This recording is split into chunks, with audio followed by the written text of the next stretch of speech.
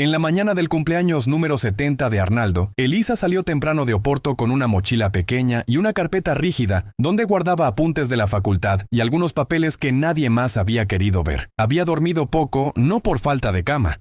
En la pensión el colchón era duro pero suficiente, sino por esa mezcla de ansiedad y cansancio que se pega al cuerpo cuando te piden que vuelvas a una casa donde fuiste tratada como si estorbaras. El autobús hacia la zona del Douro iba medio vacío. Entraba olor a lluvia vieja por la ventana mal sellada y el vidrio vibraba en cada curva. No iba pensando en grandes discursos, apenas en mantener la calma, lavarse la cara en el baño al llegar, saludar al abuelo sin temblar, escuchar los comentarios de siempre sin morderse la lengua hasta sangrar. Había decidido que, pasara lo que pasara, ese día no sería un registro de humillaciones más, sino un inventario claro de cómo se sostienen las personas cuando ya no queda nadie de su lado. El solar se veía imponente desde la carretera, con la piedra húmeda y las persianas altas entreabiertas, como si la casa mirara de reojo a quien se acercara. Elisa llegó con los zapatos aún mojados y un nudo en el estómago que no era hambre. Había comido una torrada rápida en la cocina de la pensión, de pie, mientras el dueño, un hombre mayor que no hacía preguntas, calentaba agua en una tetera abollada. En la entrada del salón, un primo le ofreció una sonrisa incómoda, de esas que no comprometen, y ella respondió con un gesto breve para no alargar el momento. Adentro, los ramos de flores parecían abrigar conversaciones ajenas. Elena, la madre, coordinaba los detalles como quien dirige una obra y no una familia, y Marina se movía entre los invitados con esa seguridad que siempre le celebraron. Elisa dejó su mochila detrás de una columna, se acomodó la chaqueta que había conseguido en un mercadillo y respiró hondo. Sabía que antes del almuerzo llegarían las frases envenenadas, disfrazadas de cortesía, y se preparó para recibirlas sin que le desordenaran el pulso. Las mesas estaban dispuestas en filas largas, con manteles blancos recién planchados y copas que brillaban bajo la luz tenue de las lámparas antiguas. Elisa se sentó en una esquina, lejos del centro, y desde ahí observaba cómo su madre hablaba con vecinos y familiares con una voz impostada, como si la vida cotidiana de gritos y reproches jamás hubiera existido. Los comentarios empezaron rápido. Una tía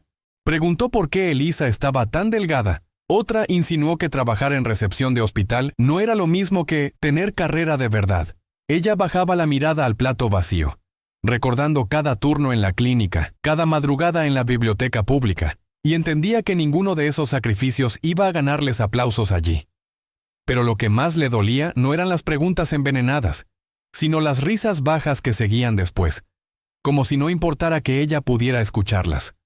En un momento, Marina se acercó con un vestido nuevo, con un aire triunfal que contrastaba con la ropa sencilla de Elisa.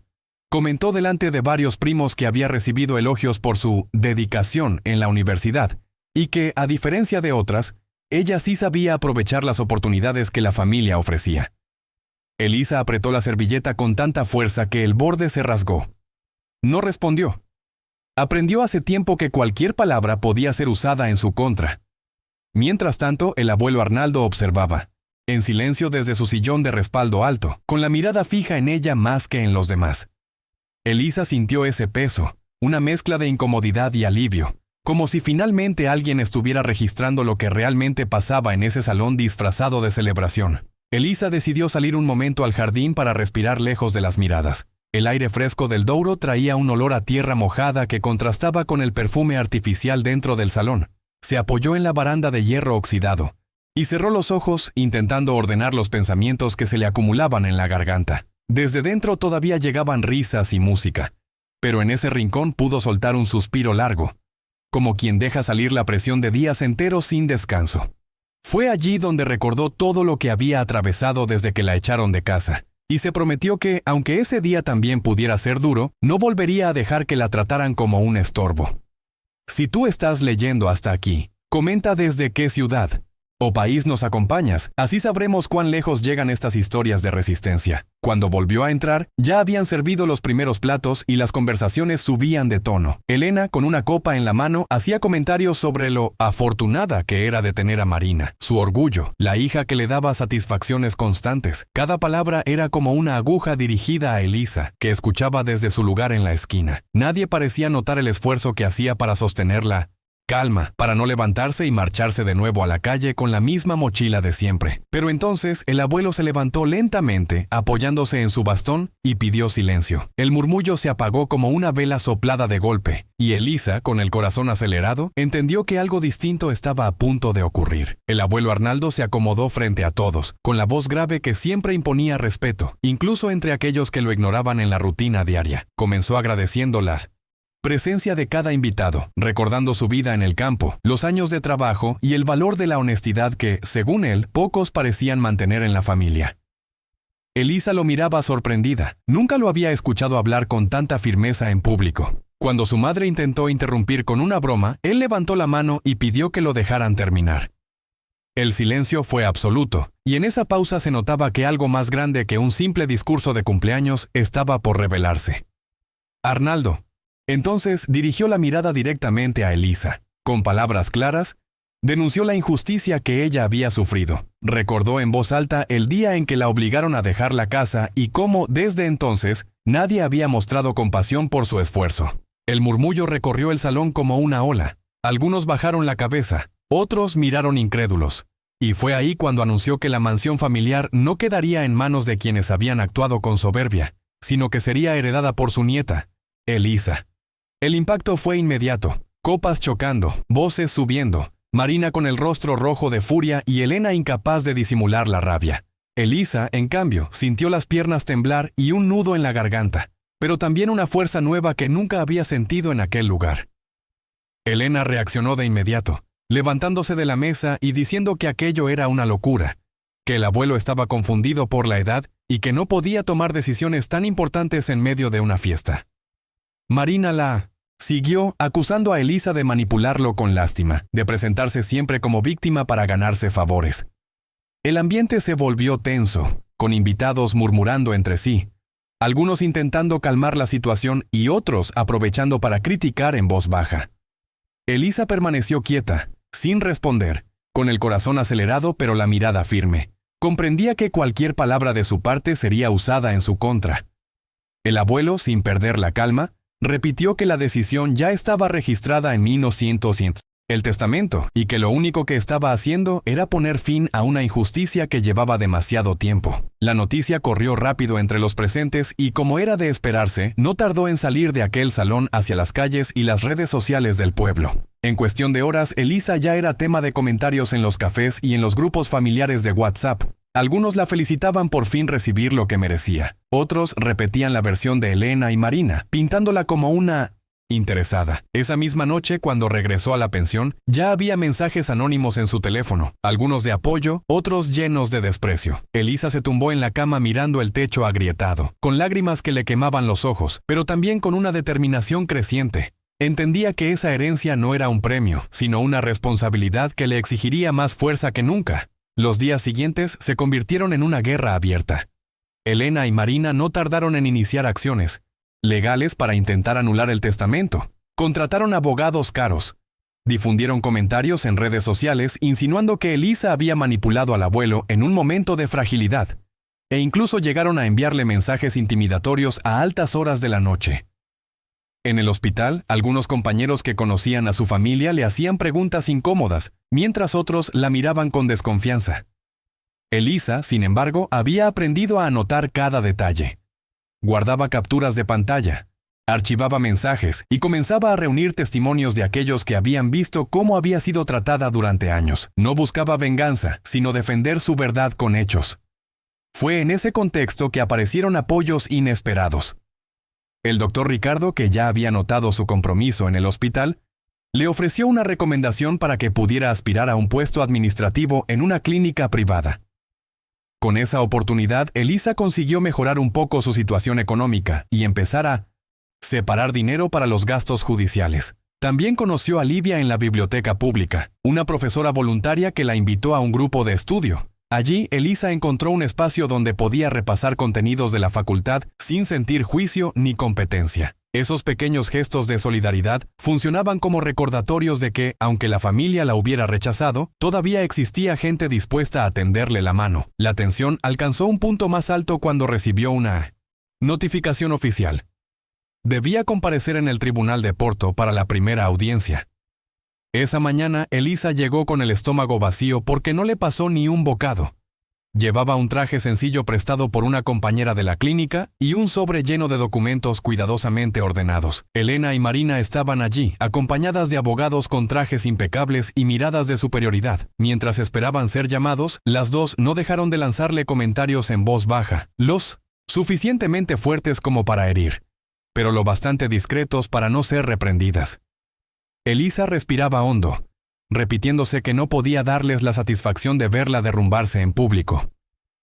Dentro de la sala, el juez pidió a cada parte que expusiera sus argumentos. Los abogados de Elena alegaron supuesta manipulación y cuestionaron la lucidez de Arnaldo al momento de firmar el testamento, pero pronto las incoherencias comenzaron a notarse. Testigos que se contradecían, documentos mal preparados y un tono exagerado que terminaba debilitando sus propias afirmaciones. Elisa, en cambio, presentó con serenidad las pruebas de su trato desigual en la familia, los testimonios de personas que habían presenciado los abusos y, sobre todo, el registro legal del notario que confirmaba la voluntad clara de su abuelo. El juez escuchaba en silencio, tomando notas, mientras ella sostenía la carpeta con las manos firmes, consciente de que cada palabra contaba.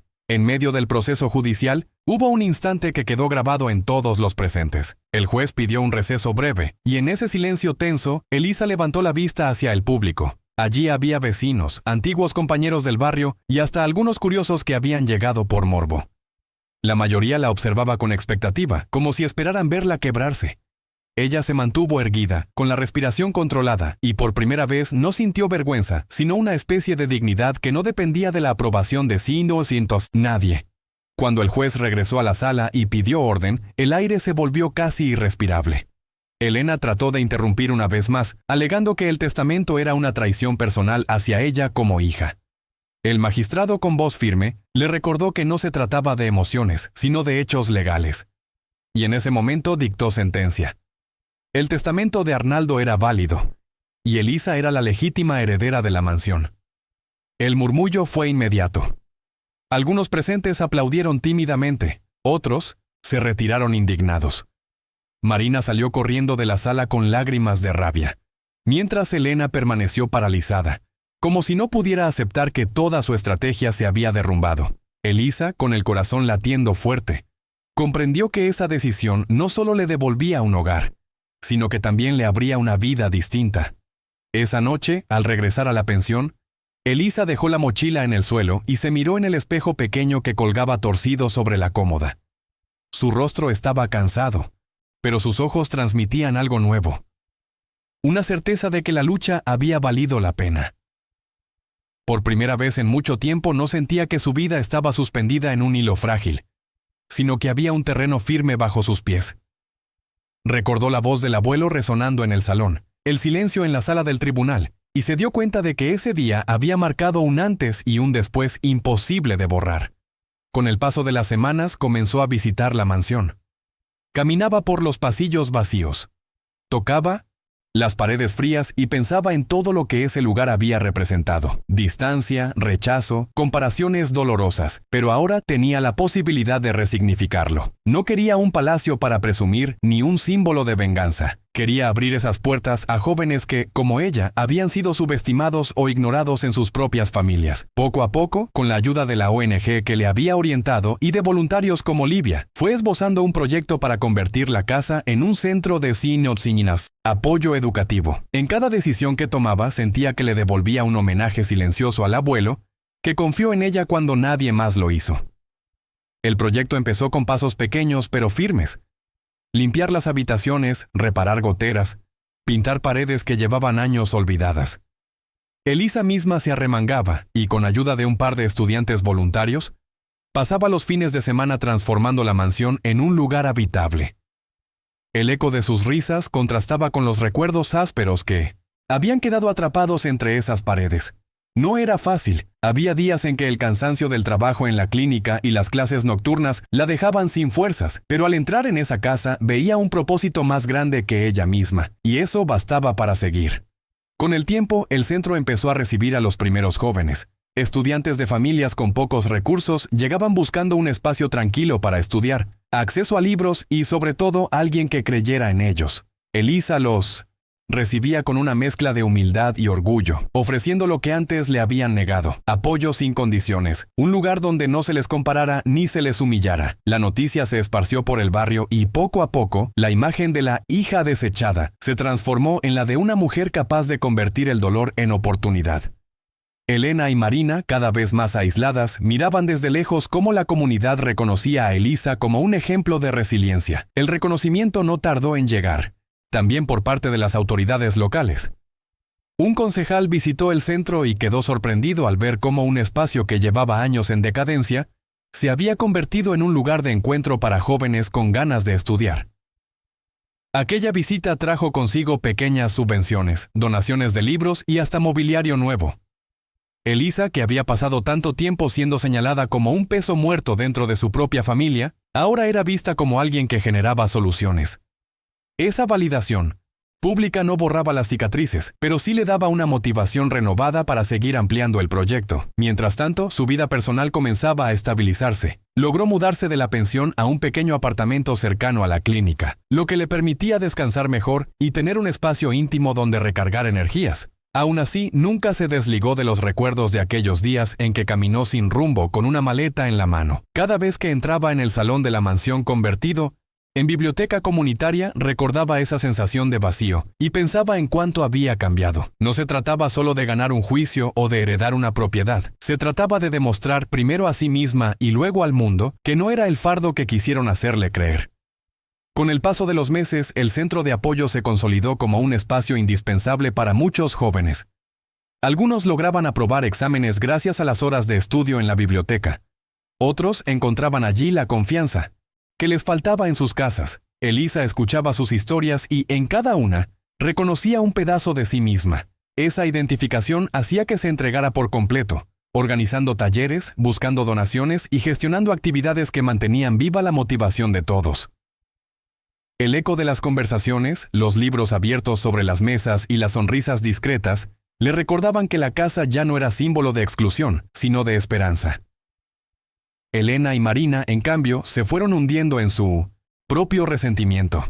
Las amistades que antes presumían se fueron alejando. Los vecinos ya no las veían como ejemplos de prestigio, sino como protagonistas de un escándalo que había salido mal. Hubo intentos de recuperar espacio en la sociedad, pero cada gesto parecía poco sincero y terminaba generando más rechazo. Elisa sabía de esos intentos por comentarios que llegaban hasta ella, pero no gastaba energía en responder. Había aprendido que su victoria no estaba en demostrar nada a quienes las habían rechazado, sino en seguir construyendo un camino distinto.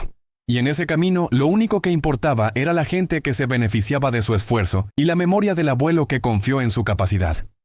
El día en que se cumplió un año desde aquella fiesta que cambió su destino, Elisa organizó un pequeño evento en la mansión. Invitó a los estudiantes del centro, a los voluntarios y a algunos vecinos que habían apoyado desde el principio. No había manteles lujosos ni copas brillantes, solo mesas sencillas con comida preparada entre todos. Sin embargo, el ambiente estaba cargado de una alegría genuina, que contrastaba con la frialdad de las reuniones familiares que recordaba.